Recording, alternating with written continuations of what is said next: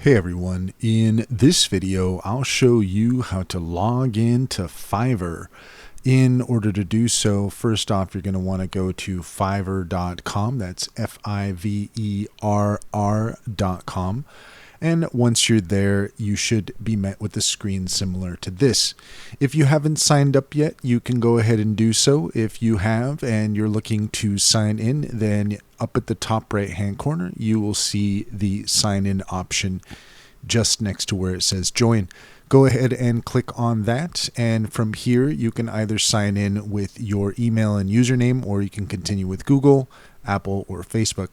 I'm going to go ahead and continue with Google. I'm going to click that there, and then I already have my account set up, so it is taking me straight in, and now we're logged in.